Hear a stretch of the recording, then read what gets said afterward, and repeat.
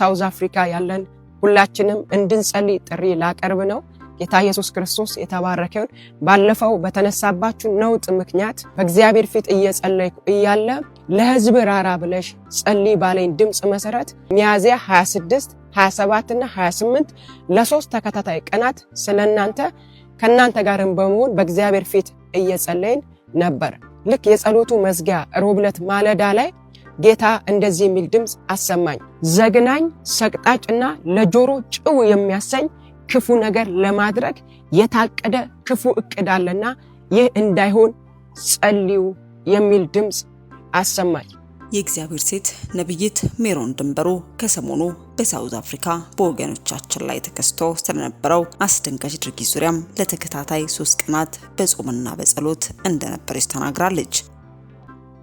ለዚህ ጾምና ጸሎትም ጌታ በማሳረጊያው ቀን ማለትም በ3ኛ ቀን ላይ እጅግ ዘግናኝና ጆሮን ጭው የሚያደርግ ሰቅጣጭ ማስጠንቀቂያም በደቡብ አፍሪካ በሚገኙ ኢትዮጵያውያን ላይ እንደተናገራት ትናገራለች። በደቡብ አፍሪካ በሚኖሩ ወገኖቻችን ላይ ሊፈጸም የታቀደው ያ አስፈሪ ክፉ እቅድ ምንድነው?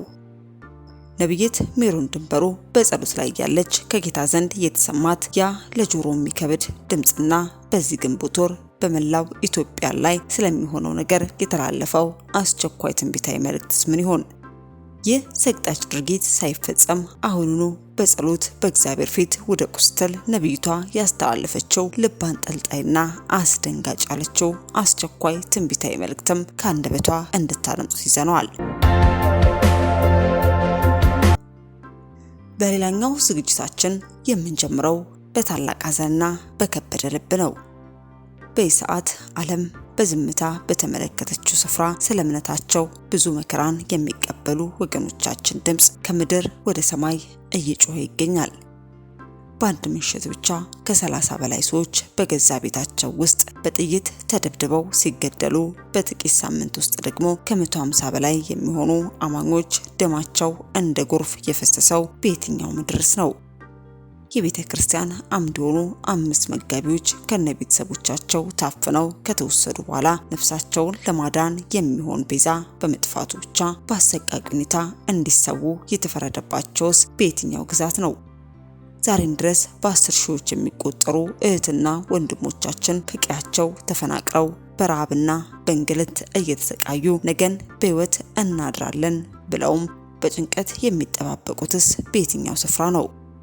አብያተ ክርስቲያናት በእሳት ነበልባል እየጋዩ ወንጌል የሚያገለግሉ የእግዚአብሔር ሰዎች ኢላማ እየተደረጉ፣ አማኞች ደግሞ በመሬታቸው ላይ ባዶ ነው እንዲኖሩ የሚገደዱበት ይህ አስደንጋጭ ግፍ በየትኛው አካባቢስ እየተፈጸመ ነው? ይህንን የሰማዕታት ደም የሚጠይቅ አሳዛኝ ታሪክ ከጥቃቱ በስተጀርባ ያሉ እውነታዎችና አሁን ላይ ወገኖቻችን የሚገኙበት አሳሳቢ ሁኔታም በዝርዝር ይዘንላችሁ ቀርበናል። እስከ ዝግጅት ፍጻሜ ድረስ በጸሎትና በትኩረት አብራችሁ እንድትቆዩ ጋበዝን። አስከትለን ዓለም ገና ከኮሮና ድንጋጤ ሳታገገም አሁን ደግሞ ሌላ አስፈሪ ወረርሽኝ ደጃፋችን ላይ መጥቷል። በሞት መጠኑ ከኮቪድ-19 በእጥፍ እንደሚበልጥ የሚነገርለት ሃንታ ቫይረስ በአሁኑ ሰዓት ዓለም አቀፍ ስጋት ሆኗል። ከኮሮና በላይ አስፈሪ የተባለው ሃንታ ቫይረስ ምንድነው? መነሻውስ አይጦች እንዳደረገ የሚናገሩት የዓለም ጤና ድርጅት ዋና ዳይሬክተር ዶክተር ቴድሮስ አዳኖም ይህ ቫይረስ በሽርሽር መርከብ ላይ እንደተከሰተና ይህ ቫይረስም እስከ 40% የሞት ዕድል እንዳለው ማስታውቀዋል። ለመሆኑ ይህ ቫይረስ ወደ ኢትዮጵያ ገብቷል? አየር መንገዳችንስ ምን አይነት ጥንቃቄ እያደረገ ይሆን? ዝርዝሩን ይዘናል። እስከ ፕሮግራማችን ፍጻሜ አብራችሁን ቆዩ። በቀዳሚነት ወደ ያዝንላችሁ መረጃችን ስንሻገር የዓለም ጤና ድርጅት በቅርቡ ይፋ ያደረገው መረጃ መላው ዓለምን በከፍተኛ ስጋት ላይ ጥሏል የሚል ነው። በሽርሽር መርከብ ላይ የተከሰተው የሃንታ ቫይረስ ወረርሽኝ ከኮሮና ቫይረስ በበለጠ የሞት መጠኑ ከፍተኛ መሆኑ ተነግሯል። ይህ ቫይረስ ምንድነው? እንዴትስ ይተላለፋል? የሚለውን ዶክተር ቴድሮስ አዳኖ ስለ ጉዳዩም እንዲገልጸዋል። በአንድ የሽርሽር መርከብ ላይ በነበሩ ተጓዦች በተደረገ ምርመራም በቫይረሱ ከተጠረጠሩ 8 ሰዎች መካከል በ5ቱ ላይ ቫይረሱ መገኘቱን ተረጋግጧል። ቀሪዎቹ 3 ሰዎችም በከፍተኛ የሕክምና ክትትል ስር የሚገኙ ሲሆን የዓለም ጤና ድርጅት ዋና ዳይሬክተር ዶክተር ቴድሮስ አድሃኖም ክስተቱ እጅግ አሳሳቢ መሆኑን ገልጸዋል። ቫይረሱ ለምን አስፈሪ ሆነ የሚለውን ስንመለከተም ከፍተኛ የሞት መጠን በሃንታ ቫይረስ ከሚያዙ 100 ሰዎች መካከል 40ዎቹ የመሞት እድል አላቸው። ይህም ከኮሮና ቫይረስ ጋር ሲነጻጸር እጅግ አደገኛ ያደርገዋል። ረጅም የቆይታ ጊዜ ቫይረሱ በሰውነት ውስጥ ገብቶ ምልክት ሳያሳይ እስከ 6 ሳምንት ሊቆይም ይችላል። ይህም ቫይረሱ በድብቅ እንዲሰራጭና ተጨማሪ ተጠቂዎችም እንዲኖሩም ያደርጋል።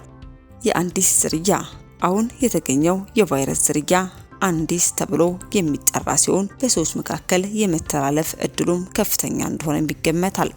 ይህ ዜና እጅግ አሳሳቢና የሰዎችን ትኩረት የሚስብ በመሆኑም ለሚዲያ ወይንም ለቪዲዮ ትረካ ወይንም ለጽሁፍ መረጃ በሚሆን መልኩ በዝርዝር እንደሚከተለው ማዘጋጅቻለሁ።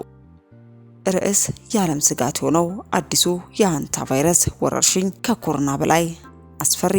ይህ ዜና እጅግ አሳሳቢና የሰዎችን ትኩረት የሚስብ በመሆኑ እኛም በሚዲያችን ስም ልናደርሳችሁ ወደድን። የዓለም ስጋት የሆነው አዲሱ የሃንታ ቫይረስ ወረርሽኝ ከኮሮና በላይ አስፈሪ ስለምን ሆነ? የዓለም የጤና ድርጅት በቅርቡ ይፋ ያደረገው መረጃ መላው ዓለም የተከሰተውን የሃንታ ቫይረስ ወረርሽኝ ከኮሮና ቫይረስ በበለጠ የሞት መጠኑ ከፍተኛ መሆኑ ተነግሯል። ይህ ቫይረስ ምንድነው? እንዴትስ ይተላለፋል? የሃንዲስ ዝርያ አሁን የተገኘው የቫይረስ ዝርያ ሃንዲስ ተብሎ የሚጠራ ሲሆን በሰዎች መካከል የመተላለፍ እድሉ ከፍተኛ እንደሆነ ይገመታል። እንዴት ይተላለፋል የሚለውን ስንመለከት ዋነኛ የቫይረሱ መተላለፊያም አይጦችም ናቸው። ባይጥ ንክሻ፣ ባይጥ ሰገራ ወይንም ሽንት የተበከሉ ነገሮችን በመንካት የአይጥ ተረፈ ምርቶችን ወደ አየር ተነው በትንፋሽ አማካኝነት ወደ ሰውነት ሲገቡ በኢትዮጵያ ያለው ስጋት ደግሞ ነው። በአሁኑ ወቅት በተለያዩ ሚዲያዎች እየተነገረ ባለው መረጃ መሰረትም በኢትዮጵያ አየር መንገድ በኩል ወደ ሀገር ውስጥ የሚገቡ መንገደኞች ላይ ጥብቅ ቁጥጥርና ምርመራ እንዲደረግም ጥሪ እየቀረበ ይገኛል። ምንም እንኳን ቫይረሱ በሀገራችን እስካሁን ባይመዘገብም ዓለም አቀፍ እንቅስቃሴው ግን ጥንቃቄ የግድ ይለናል። የመከላከያ መንገዶችም አይጦችን ማጥፋት፣ በቤት ውስጥም ሆነ በአካባቢ ያሉ አይጦችን መከላከልና ማጥፋት፣ ንጽህናን መጠበቅ፣ አይጥ ሊኖርባቸው የሚችሉ ቦታዎችን በጸረ ተዋሲያን ማጽዳት፣ ምግብንም መጠበቅ፣ የምግብ ቁሳቁሶች አይጥ በማይደርስበት ቦታ በአግባቡ ማስቀመጥ። የቫይረስ ወደ ወረርሽኝ ከመቀየሩ በፊት እያንዳንዳችን ጥንቃቄ ልናደርግም ይገባል። አካባቢያችን ከአይጦች በማጽዳት መረጃዎችን በመከታተልም ራሳችንን እንጠብቅ ስንል ይህንን መረጃ ልናደርሳችሁ ወደድን። በተከታይነት ወደ ያዝንላችሁ የአገልጋዮች የመከራ ጽዋ ምን እንደሚመስል እንመለከታለን። በሰሜናዊ ናይጄሪያ በክርስቲያኖች ላይ የታወጀው የጭፍጨፋ ዘመቻ የዓለምን ትኩረት እየሳበም ነው። የሻሎም ሚዲያ ቤተሰቦችም ዛሬ በናይጄሪያ የሚገኙ ወንድሞቻችንን እህቶቻችንን ስለ ስሙ ሲሉ እየከፈሉት ያሉት መስዋዕትነትም የዓለምን ትኩረት ስቧል። ከቅርብ ሳምንታት ወዲህ በሰሜናዊ ናይጄሪያ በሚገኙ ክርስቲያኖች ላይ የሚፈጸመው ግፍም ከመቼውም ጊዜ በላይ ተባብሷል። የሟቾችና የተጎጂዎች ቁጥርም ባለፉት ጥቂት ሳምንታት ውስጥ ብቻ በሰሜናዊ ናይጄሪያ በተለይም በፕላቶ፣ ቤንዌና ካዱና ግዛቶች በተፈጸሙ ተከታታይ ጥቃቶች የሟቾች ቁጥርም ከ150 በላይ መድረሱም ተነግሯል። በፕላቶ ግዛት ብቻ በአንድ ምሽት ጥቃቱ ከ30 በላይ ሰዎች በቤታቸው ውስጥ በጥይት ተደብድበው ተገለዋል። በ10 ሺዎች የሚቆጠሩ አማኞች ደግሞ ከቤት ንብረታቸው ተፈናቅለው በጊዜያዊ መጠለያዎች ውስጥ ለከፋ ረሃብና እንግልትም ተጋልጠዋል። ከዚህ ጉዳይ ጋር ተያይዞም የቤተ ክርስቲያን አገልጋዮች ያሉበት ሁኔታም የጥቃቱ ዋነኛ ኢላማዎች የአጥቢያ መሪዎችና የወንጌል አገልጋዮች እየሆኑ መምጣታቸው ክስተቱን ይበልጥ አስደንጋጭም ያደርገዋል። ካለፈው ወር ጀምሮ ቢያንስ 5 የሚሆኑ የቤተ ክርስቲያን መሪዎች ወይንም መጋቢዎችና የካቶሊክ ቀሳውስትም ታግተውም ተወስደዋል። ከነዚህ መካከል የተወሰኑት ቤዛ እንዲከፈልባቸው የተጠየቀ ሲሆን ገንዘብ መክፈል ያልቻሉ አገልጋዮችም በአሰቃቂ ሁኔታ ተገለዋል። በተለይ በካዱና ግዛት አንድ የወንጌል አማኝ መጋቢ ከነባለቤቱ ታግቶ በመወሰዱ ትልቅ መነጋገሪያም ሆኗል። የጥቃቱ ፈጻሚዎችና ዓላማቸው ጥቃቱ የሚፈጽሙት በዋነኝነት ፋላኒ ታጣቂዎችና ቦኮ ሐራም የተባሉ አክራሪ ቡድኖች ናቸው። የጥቃታቸው ዋና ዓላማዎችም የሚከተሉት እንደሆኑም ይገለጻል። ሃይማኖታዊ የበላይነት፣ ክርስቲያኖች ከቀያቸው በማፈናቀልና ቤተክርስቲያንን በማቃጠል አካባቢውን ሙሉ በሙሉ በእስልምና አስተምሮ ስር ማድረግ። 2. የመሬት ወረራ፣ ክርስቲያን ገበሬዎችን በማጥፋት ለከብት እርባታ የሚሆን ሰፊ መሬትን መቆጣጠር። 3. የሽብር ስነ ልቦና፣ በአማኞች መካከል ከፍተኛ ፍርሃትን በመልቀቅ የመንፈሳዊ አገልግሎት እንቅስቃሴዎች እንዲገደቡ ማድረግ። ሌሎች አስደንጋጭ ሁኔታዎችም አሉ። ይህም የአምልኮ ስፍራ ውድመት። ከፋሲካ ወዲህ ከ10 በላይ አብያተ ክርስቲያናትና የሰንበት ትምህርት ቤቶች በእሳት ጋይተዋል። የሴቶችና ህፃናት እገታም በዝቷል። በሰሜናዊ ናይጄሪያ ትምህርት ገበታ ላይ ያሉ ልጃገረዶችን አፍኖ መውሰዱ እንደ ጦር መሳሪያ እየተጠቀሙበትም ይገኛል። በዚህ ጉዳይ የመንግስት ዝምታ፣ የናይጄሪያ መንግስት ጥቃቶቹን ለማስቆም በቂ እርምጃ አለመውሰዱና ወንጀለኞችን ለፍርድ አለማቅረቡ በዓለም አቀፍ ደረጃ ከፍተኛ ትችትም እየተሰነዘረበትም ነው። ታዲያ ይህ በእንዲህ እንዳለ ሆኖ በዛሬው ዕለትም የተሰማው አስደንጋጭነቱን የበለጠ አጉልቶታል። ይኸውም በፕላቶ ስቴት ውስጥ ባሉት ባርኪሌዲ አካባቢ የፋላኒ ታጣቂዎች በ3 መንደሮች ላይ በፈጸሙት ተከታታይ ጥቃትም 11 ክርስቲያኖች ሲገደሉ 5 ሰዎች መቁሰላቸውም ተዘግቧል። ሚዲያዎች እንደዘገቡት በፋላኒ መንደር በተፈጸመው ጥቃት ብቻ 5 ክርስቲያኖች ህይወታቸውን አጥተዋል። የአካባቢው ነዋሪ ቦትስ ጄምስም እንደገለጹት ተጎጂዎቹ ከንግድ ስራቸው ወደ ቤታቸው በሚመለሱበት ወቅትም ጥቃቱን መድረሱን ገልጸዋል። የማህበረሰቡ መሪም በሰጡት መግለጫም የፋን መንደር ነዋሪዎች በሙሉ ክርስቲያኖች መሆናቸውን አረጋግጠዋል። ዘገባው እንዳስታወቀው በናይጄሪያ ውስጥ በክርስቲያኖች ላይ የሚፈጸሙ ጥቃቶች ከቀን ወደ ቀን እየተባባሰ መምጣቱንም ይገልጻሉ። የሻሎም ሚዲያ አድማጮች፣ እነዚህ ወገኖቻችን በጽናት እንዲቆሙ እግዚአብሔር ለሀገሪቱ ሰላም እንዲሰጥ በጸሎት እንድታስቧቸውም እናሳስባለን። ድምጽ ለሌላቸው ወንድሞቻችን ድምጽ መሆናችንን እንቀጥላለን። በስተመጨረሻ ወደ ያዝንላችሁ መረጃችን ስናልፍ የነብይት ሜሮን ድንበሩ አስቸኳይ ትንቢታዊ መልእክትና የጸሎት ጥሪ ምንድነው? ነብይት ሜሮን ድንበሩ በደቡብ አፍሪካ ለሚገኙ ኢትዮጵያና ለመላው የሀገራችን ሕዝብ እጅግ አሳሳቢና አስቸኳይ የሆነ መንፈሳዊ መልእክትን አስተላልፋለች። ይህ መልእክት በዋናነት የሚያተኩረው በደቡብ አፍሪካ በሚኖሩ ወገኖቻችን ላይ ሊሰነዘር የታቀደ ክፉ ዕቅድ እንዳለና ይህ እንዳይሆን ሕዝበ ክርስቲያኑ በጸሎት እንዲረባረብም ነው። በደቡብ አፍሪካ ስላለው ሁኔታ የቀረበው ማስጠንቀቂያ። ነብይቷ ባለፈው ሳምንት በደቡብ አፍሪካ በሚኖሩ ኢትዮጵያ ላይ የደረሰውን አሰቃቂ ድርጊት ተከትሎም ለ3 ተከታታይ ቀናት በጸሎት ቆይታ ማድረጓን ገልጻለች። በ3ኛ ቀን የጸሎት ማሳረጊያ ላይ ከእግዚአብሔር ዘንድ ዘግናኝ፣ ሰቅጣጭና ለጆሮ ጭው የሚያሰኝ ክፉ ነገር ለማድረግ የታቀደ ዕቅድ አለና ይህ እንዳይሆን ጸልዩ የሚል ድምጽ እንደሰማች ተናግራለች። ይህ መልእክት በደቡብ አፍሪካ ባሉ ወገኖች ላይ ሊመጣ የሚችለውን አደጋ አስቀድሞ ለመከላከል የተሰጠ ሰማያዊ ጥቆማ መሆኑን በማስገንዘብ መልእክቱ የደረሳቸው ወገኖች ሁሉ ይህ መልእክት በደቡብ አፍሪካ ባሉ ወገኖቻችን ላይ ሊመጣ የሚችለውን አደጋ አስቀድሞ ለመከላከል የተሰጠ ሰማያዊ ጥቆማ መሆኑን በማስገንዘብም መልእክቱ የደረሳቸው ወገኖች ሁሉ ለሌሎች እንዲያጋሩና የጸሎት ሰንሰለት እንዲፈጥሩም ጥሪ አቅርባለች። የግንቦት ወርና የኢትዮጵያ ጉዳይ። ነብይት ሜሮን መልእክቷን በደቡብ አፍሪካ ብቻ አላበቃችም። በመላው ኢትዮጵያ ለሚገኙ ኢትዮጵያንም አስቸኳይ መልእክት አላት። በተለይም በዚህ ግንቦት ወር ሊከሰቱ ስለሚችሉ ጉዳዮችም ትንቢታዊ ንግግር ማድረጋለች። በዚህ ወር የሚሆነው ነገር ምንድነው? ሊመጣ ያለውስ አስደንጋጭ ዜና ይዘቱ ምንድነው? የሚለውን ነብይቷ ራሷ ከአንደበቷ በሰፊው ስትናገር እንመለከታለን። ይህ መልእክት ወቅታዊና ትኩረት የሚሻ በመሆኑ አድማጮቻችን ነብይቷ ያስተላለፈችውን ዝርዝር ትንቢትና የጸሎት አቅጣጫ በጥሞና እንዲከታተሉም እናሳስባለን። ጸሎት ክፉን ዕቅድ እንደሚሽር በማመን ሁላችንም የበኩላችንን መንፈሳዊ ድርሻ እንድንወጣም ጥሪ እናቀርባለን። ከአንደበቷ አድምጠን እንመለስ። ሳውዝ አፍሪካ ያለን ሁላችንም እንድንጸልይ ጥሪ ላቀርብ ነው። ጌታ ኢየሱስ ክርስቶስ የተባረከውን ባለፈው በተነሳባችሁ ነውጥ ምክንያት በእግዚአብሔር ፊት እየጸለይኩ እያለ ለሕዝብ ራራ ብለሽ ጸልይ ባለኝ ድምጽ መሰረት ሚያዝያ 26 27 እና 28 ለሶስት ተከታታይ ቀናት ስለናንተ ከናንተ ጋርም በመሆን በእግዚአብሔር ፊት እየጸለይን ነበር። ልክ የጸሎቱ መዝጊያ ሮብለት ማለዳ ላይ ጌታ እንደዚህ የሚል ድምጽ አሰማኝ። ዘግናኝ ሰቅጣጭና ለጆሮ ጭው የሚያሰኝ ክፉ ነገር ለማድረግ የታቀደ ክፉ እቅድ አለና ይህ እንዳይሆን ጸልዩ የሚል ድምጽ አሰማኝ። ወገኖቼ በሳውዝ አፍሪካ ያለን ሁላችንም ይህንን መልእክት እየተከታተላችሁ ያላችሁ አሁንም በእግዚአብሔር ፊት ባለማቋረጥ በትጋት እንድትጸልዩ ጥሬን አስተላልፋለሁ።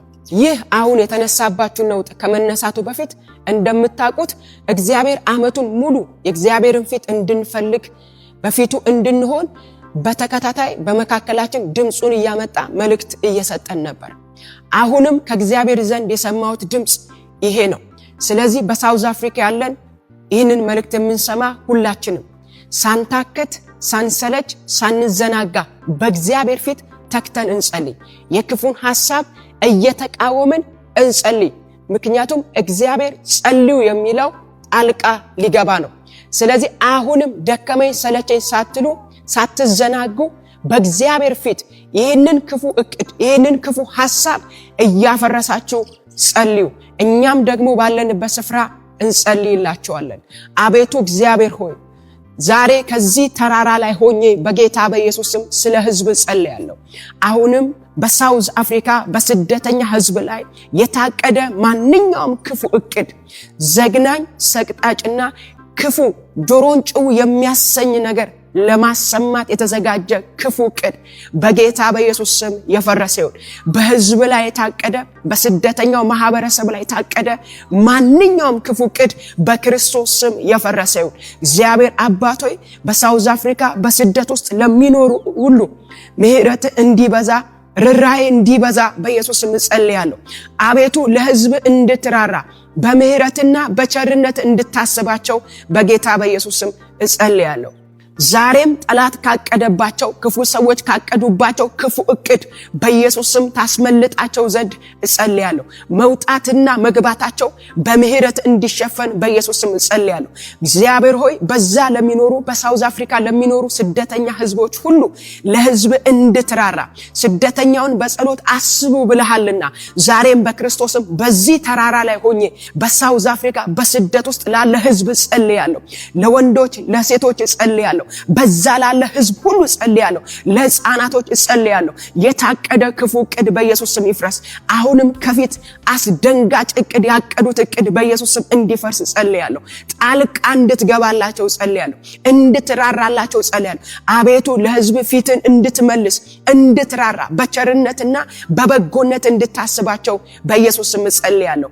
ምህረት ቸርነት በጎነት እንዲከባቸው በኢየሱስ ስም ጸልያለሁ። ህዝብን በደም ሸሽገ አስመልጥ። መውጣት መግባታቸው እድሜ ዘመናቸውን ሁሉ ለአንተ አደራ አሳልፈን ሰጠን። ስለ ሁሉ ተባረክ። ጸሎታችንን ስለሰማ ተመስገን። ሁል ጊዜም ድምጽን አስቀድመ እየላክ ሁል ጊዜም አስቀድመ እየተናገርከን ህዝብ እንዲጸልይ እያነቃ ስላለ እናመሰግናለን። ይሄ መልእክት ደግሞ የሰሙ ሁሉ በማስተዋል በፊት እንዲጸልዩ በኢየሱስ ስም ጸልይላቸዋለሁ። የሚጸልዩበት ጸጋ አቅም ጉልበት ስጣቸው በኢየሱስ ስም። ጸሎታችንን ስለሰማ ተመስገን። ጌታ ኢየሱስ ክርስቶስ ይባርካችሁ። ይሄ መልእክት የደረሳችሁ ሁላችሁም ይሄ መልእክት ለሌሎች እንዲደርስ ሌሎችም ገብተው እንዲጸልዩ ሼር አድርጉላቸው። ይህንን መልእክት በምትችሉት መንገድ ሁሉ ለትውልድ አድርሱ። ጌታ ይባርካችሁ። ጸጋ ከእናንተ ጋር ይሁን። እግዚአብሔር ይራራላችሁ፣ ፊቱንም ወደ እናንተ ይመልስ። ተባረኩልኝ። ሉቃስ ወንጌል ምዕራፍ 18 መጽሐፍ ቅዱስ የያዛችሁ እናወጣለን። ከቁጥር 1 ጀምሮ እንደዚህ ይላል። ሳይታክቱም ዘወትር ሊጸልዩ እንዲገባቸው የሚል ምሳሌ ነገራቸው እንዲህ ሲል፣ በአንዲት ከተማ እግዚአብሔርን የማይፈራ ሰውንም የማያፍር አንድ ዳኛ ነበር። በዚያችም ከተማ አንዲት መበለት ነበረች። ወደ እርሱም እየመጣች ከባላጋራዬ ጋር ፍረድልኝ ትለው ነበር። አያሌ ቀንም አልወደደም።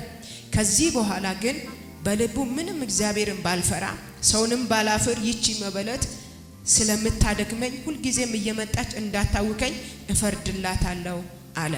ጌታም አለ አመፀኛው ዳኛ ያለውን ስሙ። እግዚአብሔር እንኪያስ ቀንና ሌሊት ወደ እርሱ ለሚጮሁ ለሚታገሳቸው ምርጦቹ አይፈርድላቸውምን? እላቸዋለሁ ፈጥኖ ይፈርድላቸዋል። የመልእክቴ ርዕስ ፈጥኖ ይፈርዳል የሚል።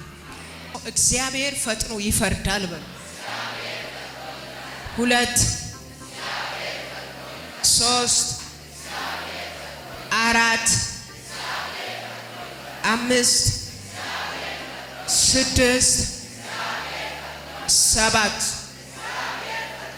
ፍርድ የተዛባባችሁ ሰዎች ይሄ መልእክት ቀጥታ የእናንተ መልእክት ነው። እግዚአብሔር ፈጥኖ ይፈርዳል። ነገራችሁን በያዘው ጠላት ላይ እግዚአብሔር ፈጥኖ ይፈርዳል። በራችሁን በያዙ እጆች ላይ እግዚአብሔር ፈጥኖ ይፈርዳል። በእናንተ ላይ በተነሱ ላይ እግዚአብሔር ፈጥኖ ይፈርዳል። የሚገርማችሁ በዚህ በሉቃስ ወንጌል ምዕራፍ 18 ከቁጥር 1 ጀምሮ ስታዩ ይህን ቃል የተናገረው ኢየሱስ ነው ለደቀ መዛሙርቱ በምሳሌ እያስተማራቸው በነበረበት ሰዓት ነው። ምንድነው ያላቸው? ሳይታክቱ እንዲጸልዩ ወይም ደግሞ ሳያቋርጡ እንዲጸልዩ ሲል በምሳሌ ነገራቸው ይላል። ምሳሌያዊ ንግግር ነው የተናገረው። ኢየሱስ ሲመስል 2 ሰዎችን አነሳ። አንደኛ አመፀኛ ዳኛ፣ ሁለተኛ ፍርድ የምትፈልግ አንድ መበለት ሴት። ዛሬ ፍርድ ፈልጋችሁ ወደ እግዚአብሔር የመጣችሁ እግዚአብሔር ሆይ በዚህ ጉዳይ ላይ ጣልቃ ግባ፣ መልስን ስጠኝ፣ አንተ ተነሳልኝ፣ አንተ ጣልቃ ግባልኝ፣ ይሄ ነገር ከአቅሜ በላይ ነው፣ ይሄን ጉዳይ አልቻልኩም፣ ተከብብ ያለው ደክሞኛል እያላችሁ ላለ ቀጥታ መልእክት አለኝ። ከዚህ ሳትወጡ እግዚአብሔር ይፈርዳል። አንዳንዶቻችሁን ይገላግላችኋል። ስሙ አለ በአንድ ከተማ አንድ ዳኛ ነበር አለ። በአንድ ከተማ አንድ ዳኛ ነበር። በዛ ከተማ ደግሞ አንዲት መበለት ነበረች አለ። አንድ ዳኛ ነበር ሲል ዳኛ ስራው ምንድነው? ቀጥታ ትርጉሙ ስታገኙ ዳኛ ማለት ፈራጅ ማለት ነው። በተማረው ሕግ ባወቀው ሕግ ወይም ደግሞ በሚያስተዳድረው ሕግ ከዛ ተነስቶ ከዛ ተመስርቶ የሚፈርድ ነው። በተቀመጠበት ወንበር ትክክለኛ ፍርድ እንዲፈርድ ግዴታ ያለበት ሰው ነው። ነገር ግን ይሄ ዳኛ ሕጉንም የማይሰማ ከዛም ያለፈ እግዚአብሔርን የማይፈራ ሰውንም የማያከብር ነው። ለሰው ክብር የለውም፣ እግዚአብሔርንም አይፈራም። እዚህ ከተማ ውስጥ ያለ ዳኛ። በዚህ ከተማ ደግሞ አንድ ፍርድ የምትፈልግ ሴት አለች። ይቺ ሴት ደግሞ መበለት ነች። ዛሬ ፍርድ ፈልጋለሁ የምትሉ እግዚአብሔር እንዲያሳርፋችሁ የምትፈልጉ ቀኝ እጃችሁን አንሱና ፈጣን ፍርድ ወጣልኝ በሉ። ድገሙ። አሁን ምናልባት የእናንተ ነገር አልተያዘ ይሆናል። ክስ ቦታ አልቀረባችሁ ይሆናል። ዳኛ ጋር የምትቀርቡበት ጉዳይ የላችሁም ይሆናል። ግን በተዘዋዋሪ የእናንተ ነገር ተይዞባችሁ ደጅ በሚያስጠናችሁ ጉዳይ ላይ እግዚአብሔር ፈጣን ፍርድን ያወጣል። እንዲህ አለኝ፣ ለብዙዎች መልስን ይዤ መጥቻለሁ።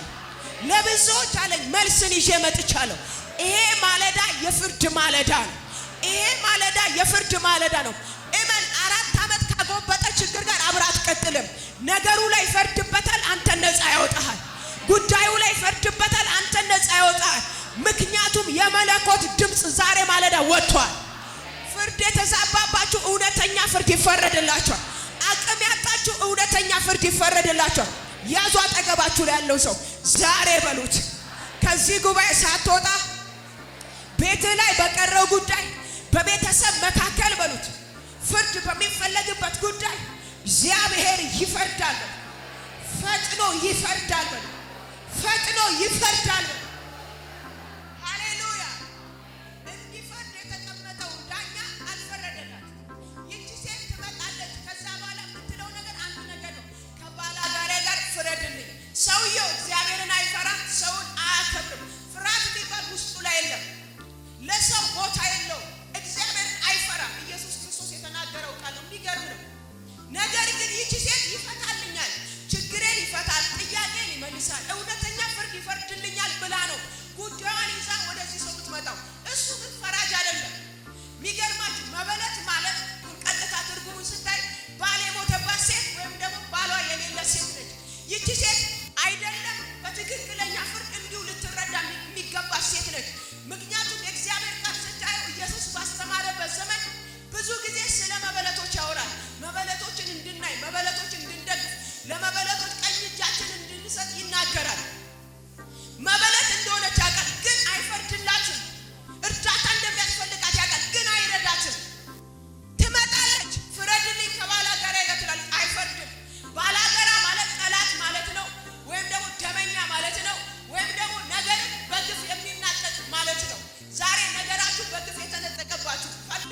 መልሰው ይሰጧቸዋል።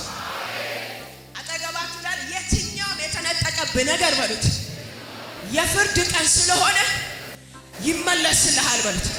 ጤና ቢሆን፣ በረከት ቢሆን፣ ሰላም ቢሆን፣ ድል ቢሆን፣ ከፍታ ቢሆን፣ በረከት ቢሆን፣ በጠላት የተነጠቀው ነገር በሉት በፈጣን ፍርድ በሉት ዛሬ በሉት በእጥፍ በሉት ይመለስልሃል።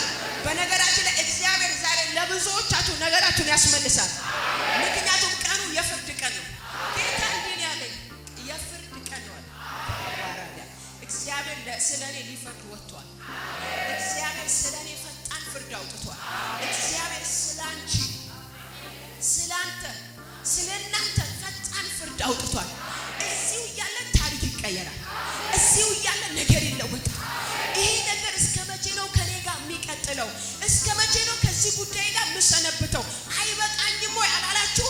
በዛ ጉዳይ ላይ ዛሬ ፈጣን ፍርድ ይወጣል። አንገት ካስደፋችሁ፣ ካደከማችሁ፣ ካሰለቻችሁ፣ እስር ቤት እንድትቆዩ ካረጋችሁ፣ ያለ ቦታችሁ በቦታ ባስቀመጣችሁ፣ በአንድ ስፍራ ከገደባችሁ፣ በዛ ጉዳይ ላይ እግዚአብሔር ፈጣን ፍርድ ይፈርዳል። የእውነት ነው ብላችሁ አንዳንዶቻችሁ ሳትፈልጉ ባሪያ ሆናችኋል። አንዳንዶቻችሁ ሳትፈልጉ አንገት ደፍታችኋል። የማትፈልጉት ነገር ገዝቷችኋል። ይሄው አምላክ እግዚአብሔር አስለቅቆ ነፃ ያወጣችኋል። ምክንያቱም የፍርድ ቀን ነው። ይሄው አምላክ አስቸኳይ ፍርድ ዛሬ አውጥቷል። ይሄው አምላክ አስቸኳይ ፍርድ ዛሬ አውጥቷል። አንድ ሰው ይናገራል። ዛሬ በሉ ስለኔ በሉ እግዚአብሔር በሉ ሊፈርድ ወጥቷል። አስቸኳይ በሉ የፍርድ ቀን ነው በሉ። አያችሁ ይቺ ሴት ፍርድ ፈልጋ መጣች። ፍረድን ከማጋ ከባላ ጋር መበለት ቅድም ብያቸዋለሁ። መበለቶች እገዛ ያስፈልጋቸዋል፣ መረዳት ያስፈልጋቸዋል። እሷ ግን ስለ ጉዳዩ ስለደረሰባት ነገር መሬት ተነጥቃ ሊሆን ይችላል፣ ወይ የሆነ ነገር ተነስቶባት ሊሆን ይችላል። ቅድም ብያቸዋለሁ። ባላ ጋራ ማለት ጠላት ወይ ደበኛ ወይ ደግሞ በግፍ ነገር የሚናጠቅ ማለት ነው። የሆነ ነገር ብቻ ሆኖባታል። ፍርድ ተዛብቶባታል። መልስ ትፈልጋለች። ስለዚህ ሊፈርድላት ወደምችል ዳኛ ነው የመጣችው። ዳኛው ጋር ቆማ ፍረድልኝ። እርሱ ደግሞ እግዚአብሔርን አይፈራም፣ ሰውን አያከብርም። ሴትዮዋ መበለት ነች። ቤትም ብትሄድ ሊመልስ አይችልም። ሴትዮዋ በጣም የሚገርመው የሰውየው አለመፍረድ አላደከማችም። ይህ የማይፈርድ ነው፣ አመፀኛ ዳኛ ነው ብላ ቤቷ ላይ አልተቀመጠችም። በቃ ከዚህ በኋላ ብላ ተስፋ ቆርጣ ሁሉ ነገር በትና ቤቷ ላይ አልተቀመጠችም። ይቺ ሴት ጥበበኛ ሴት ነች፣ የማትደክም ሴት ነች፣ የማሰለች ሴት ነች። እንግዲህ አስቡ፣ የዳኛን ፊት ሳሉ። ዳኛው ለዛውም እግዚአብሔር የማይፈራ ሆኖ ሰውን የማያከብር ሆኖ ፊቱን አስቡት። ትመጣለች። ከዛ በኋላ ፍረድልኝ ትላለች። ሰውየው መልስ የለውም፣ ቦታ የለውም። ለሷ ሊመልስላት አይፈልግም፣ ምክንያቱም አመፀኛ ዳኛ ነው አለ። ነገር ግን አንድ ቀን እንደዚህ አለ፣ ይቺ ሴት አለ ቻካራሽ አለ። እኔ አንዳንዴ ቃል ሳነበው ከዳኛው በፊት ቀድማ ቢሮ የምትደርስ ነው የሚመስለኝ። ምክንያቱም ሌላ ሰው አለ፣ ተረኛ አለ እያለ እያስገባ አሰብችቶ እንዳይሸኛት ቀድማ በሩ ላይ የምትቆም ነው የሚመስለኝ። ጉዳይ አላታ። መልስ እስክትቀበሉ ድረስ በእግዚአብሔር ፊት የተመላለሳችሁ ፍረድልኝ ያላችሁ በፊቱ የሆናችሁ መልእክት አለኝ። ቀንና ሌሊት የጮኻችሁ ጩኸታችሁ ከእናንተ አልፎ ጎረቤት ጆሮ ያደነቆረ ምንድነው? አሁንስ አይበቃውም እንዴ? ይጮሃል፣ ያለቅሳል፣ ይጸልያል። በቤቱ ለውጥ የለም፣ በህይወቱ ለውጥ የለም የተባላችሁ መልእክት አለኝ። ዛሬ ማለዳ እግዚአብሔር ፈጣን ፍርድ አምጥቷል። በቃ ይሄ ነው የምነግራችሁ። አስቸኳይ ፍርድ ወጥቷል። በቃ አስቸኳይ ፍርድ ወጥቷል። ነገርን በያዘው ጠላት ላይ ወጥቷል። ስላንተ እግዚአብሔር ተነስቷል። አያችሁ፣ ትመጣለች። ቀደም ብላ ቅድም ብያቸዋለሁ፣ አልተጻፈም እንደኔ መረዳት ግን። ምክንያቱም ተመላላይ ሴት ነች፣ ቀድማው ነው የምትደርሰው። ከዛ ምንድን ነው የምትለው? ከባላ ጋር ፍርድ። ጥያቄው አንድ ነው፣ ጉዳዩ አንድ ነው። ሀሳብ አትቀያየርም። የያዘችው እስኪመለስላት ድረስ በቤቷ አትቀመጥም። እግዚአብሔርን የጠየቀው እስክትቀበል ድረስ በእግዚአብሔር ፊት ደጅ አንኳኳ። ወንድሜ መልእክት አለኝ። ጌታ እንደዚህ ይላል፣ ዛሬ ፈጣን ፍርድ ስላንተ ወጥቷል። ነገር የተነከሰባችሁ፣ ነገር የተያዘባችሁ፣ ጥስ እየተፋጨባችሁ ያለ፣ በጠላት መንደር ተከባችሁ ያላችሁ፣ የኔ ነገር እስከ መቼ ነው የምትሉ፣ ሌሊታችሁ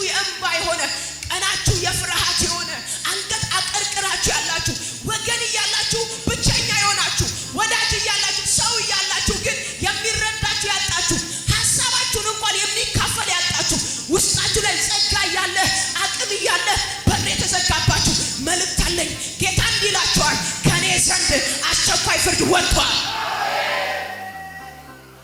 ከማን ዘንድ? ከማን ዘንድ? ከማን ዘንድ? ከማን ዘንድ? እና እንደዚህ አለ ሰውየው። ምንም እንኳን አይገርምም? ምንም እንኳን እግዚአብሔርንም ባልፈራ ሰውንም ባላፍር ይህች ሴት ግን እየመጣች እንዳታደክመኝ ስለምን አለ? ስለ ንዝንዟ እንዳታደክመኝ እፈርድላታለሁ አለ።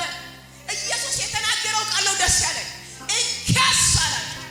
ሰምታችኋል አለ። እንኪያስ ያ አመፀኛ ዳኛ ያለውን ሰምታችኋል። ታዲያ እሱ አመፀኛ ዳኛ ሆኖ ስለ ንዝንዟ፣ ስለ ጭቅጭቋ፣ ስለ መመላለሷ እንዳታደክመኝ ብሎ ከፈረደላት፣ መፍረድ ሳይፈልግ ከፈረደላት፣ ዛሬ መፍረድ ባይፈልጉም የእናንተ ነገር መልቀቅ ባይፈልጉም የእናንተ ነገር ማስረከብ ባይፈልጉም ከሰማይ አስቸኳይ ትእዛዝ፣ አስቸኳይ ፍርድ ስለወጣ ስለ እናንተ ነገሩን ይተውታል። አመፀኛ ዳኛ ያለውን ሰምታችኋል። እስቲ ሰምተክ ነበር ወይ በሉት። ክፉ ነገር ሲነገርብህ፣ በመንገድህ ላይ ሲታወጅብህ፣ አሁን ደግሞ በሉት የእግዚአብሔር ድምፅ እንዲህ ይልሃል፣ አስቸኳይ ፍርድ ወጥቶልሃል። ቀንና ሌሊት ወደ እኔ ለሚጮኻልና ለሚታገሳቸው ለምርጦቼ እንዴት አልፈርድም እላችኋለሁ። ፈጥኜ አያችሁ። አስቸኳይ ፍርድ የሚወጣላቸው እነማን ናቸው?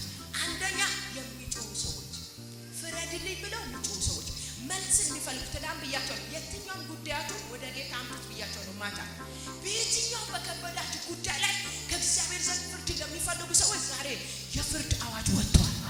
አስቸኳይ ፍርድ ወጥቷል። ቀንና ሌሊት ለሚጮሁ አለ። ለሚጮሁ፣ ለማይጮሁ ከየት ይፈረዳል? ለሚጮሁ፣ ፍረድልኝ ለሚሉ፣ ጣልቃ ግባልኝ ለሚሉ፣ ፈውሰኝ ለሚሉ፣ ታደገኝ ለሚሉ፣ ድረስልኝ ለሚሉ ለነሱ ፈጥኜ እፈርዳለሁ። ሁለተኛ ለሚታገሳቸው፣ ለማን? ለሚታገሳቸው። በብዙ መንገድ ውስጥ ያልፋሉ፣ ግን ለሚታገሳቸው። ሶስተኛ ለምርጦቼ፣ እኛ በክርስቶስ የተመረጥን የእግዚአብሔር ምርጦች ነን። ለምርጦች አለ እላችኋለሁ ፈጥኜ እፈርዳለሁ። ውድ የሻሎም ቲዩብ አድማጭና ተመልካቾቻችን ለሰዓቱ የያዝንላችሁ መረጃ ያደመጣችሁትን ይመስል ነበር። በሌላ አዳዲስ መረጃ እስከምንገናኝ መልካም ቆይታ